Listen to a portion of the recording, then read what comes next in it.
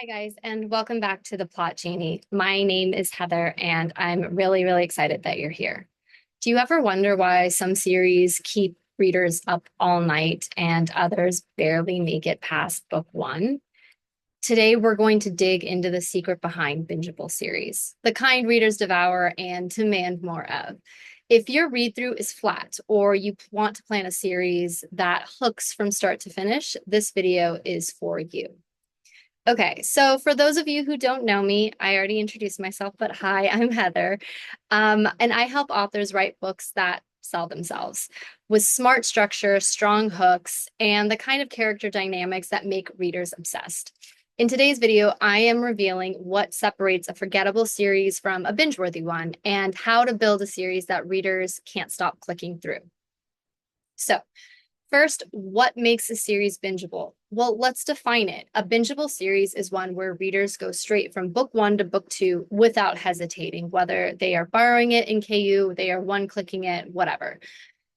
They stay up late just to finish the book, that one more chapter kind of feeling, and they talk about your characters like they're real. Bingeability is equal to emotional plus structural momentum.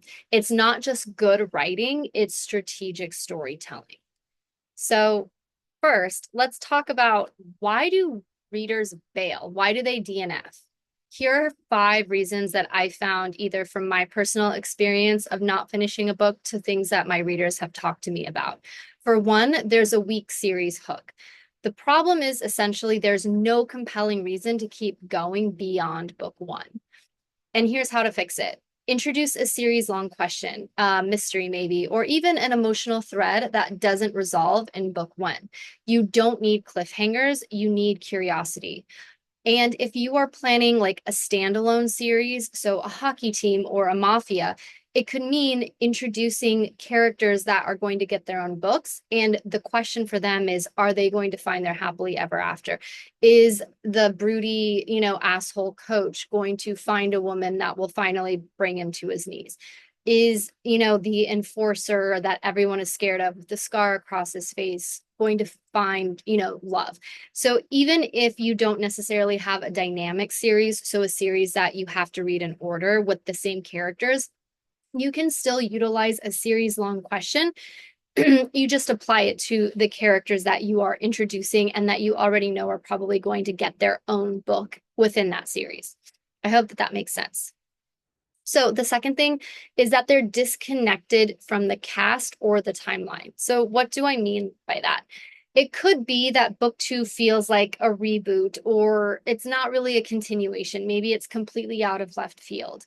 The way to fix it is use anchor characters, overlapping scenes, maybe even multi-book character arcs that flow organically. Think of your cast as sort of like a living web.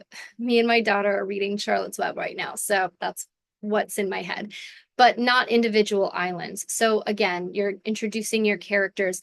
One of the things that I did for my dark hockey series is I have introduced these characters and I set a lot of them up in book one with that question that we talked about earlier, sort of like what kind of girl is going to finally win these characters over.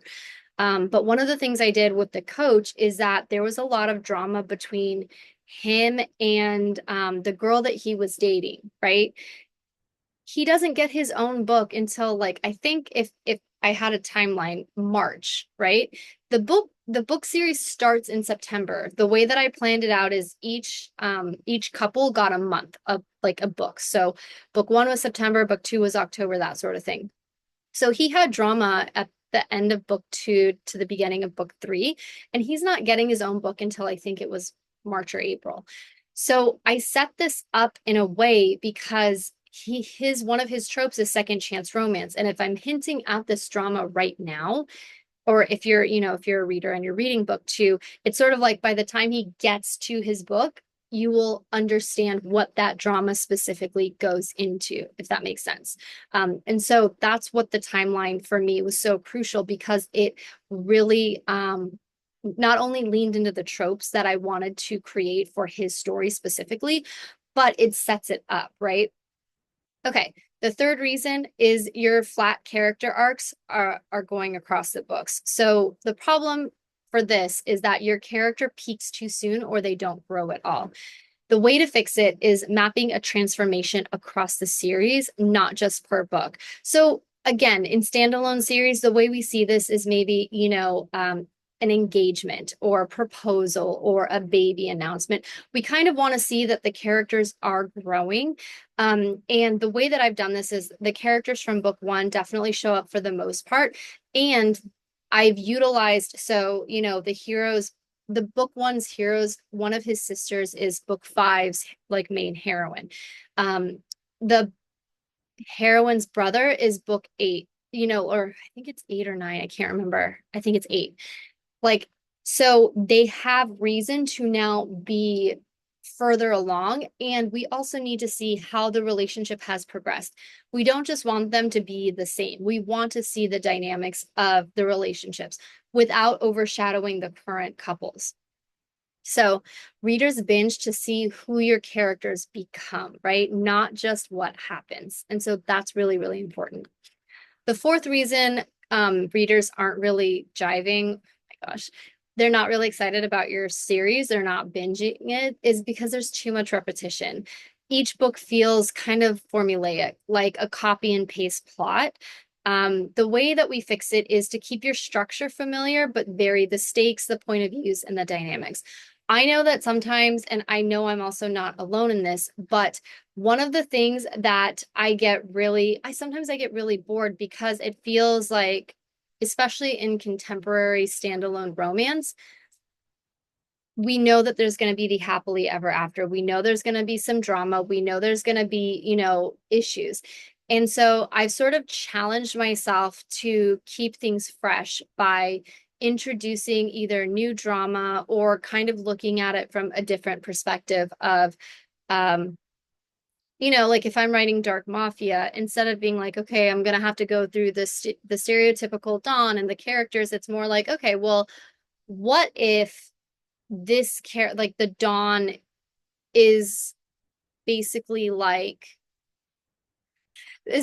Kakashi from Naruto. And what if his enforcer is like, I don't know, Frank Castle from The Punisher? And so it's sort of like I'm trying to get new characteristics because that will create a new dynamic and that will take the tropes that, might happen in every single book. There might be enemies to lovers or arranged marriage across the series, but it's like, how do these specific characters react to it? And it's not going to be the same. And that kind of makes it fun for me. And that hopefully my readers feel the same thing. Like I don't get reviews that say, oh, this feels repetitive or whatever. I'm not saying I'm perfect by any means, but that is not one of the issues that seems to come up with the books that I'm putting out. And then the last thing, there's no clear structure for the series. So readers can't tell where they are in the arc. So we need to make sure that the story kind of has an endpoint. So we need to choose a series structure for this. Is it linear? Is it companion? Is it hybrid? Is it dynamic? Is it standalone? What is it? Make sure it fits the genre and your reader expectations. I have a video that goes into really good series structure for indie authors, and you can check it out. But definitely before you even start writing, I would look into what kind of series structure you want to bring because you are setting up expectations for your readers. And that is really, really important for them because they're going to be like, oh yeah, I can't wait. Or, oh, I don't want to read this. I'm not interested in 5 books with the same characters in a hockey team or something like that. Okay, so now that we figured out what maybe makes readers DNF, let's talk about the anatomy of what a bingeable series actually is. So what do the best bingeable series have in common? They have a core hook, which is essentially a compelling question, a prophecy, maybe a revenge arc, a family saga, things like that. Something that's going to immediately make your readers be like, yes. It could be something as simple as hockey. It could be something simple as vampires. It doesn't have to be a big thing. It's just a core hook that's going to set up expectations for your series. Second thing, tension that builds up. It can be emotional, romantic, or the moral stakes escalate, usually all of them, right? The third, characters change us. Like Ugh, the reader's emotional anchor isn't just the plot, it's the people. Like literally, I will scream it from the rooftops. Maybe it's because I just watched the trailer for season 2 of Fallout, but literally, guys, that show changed my life so much because of those characters. And I just it's sort of like one of those pinnacles for me. Like I know a lot of people look at Fourth Wing or A Court of Thorns and Roses as like, well, that's how I want to write. Like, and yes, for good reason, whatever.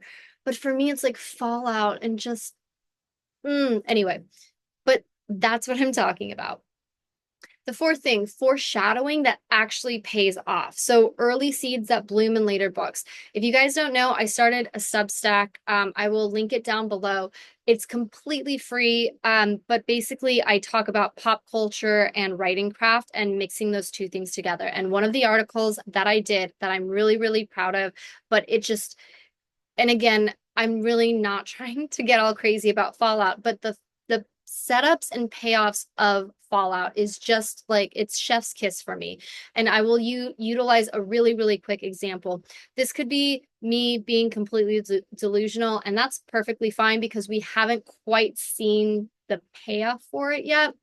But at the beginning of Fallout, like, and I'm not going to spoil it, but Lucy, the main character, is supposed to get married because there's arranged marriages within the vaults to sort of keep the line going, right?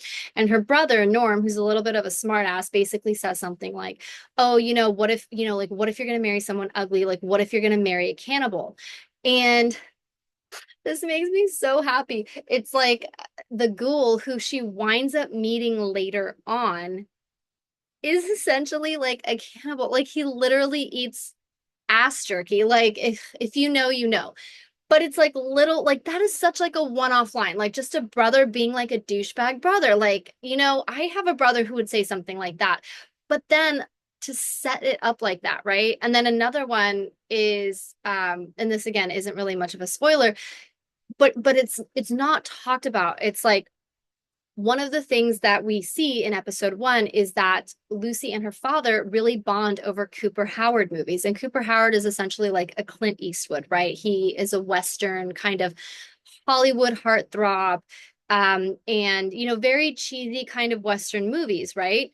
And we find out, and she doesn't know this yet. This is so exciting. She doesn't know this, but if they find out that the ghoul is Cooper Howard, right? And so one of the reasons she completely idolizes him is because of his morals and oh he's such a good person and the golden rule and all of this, only to find out actually it's a complete lie. It's a complete 180.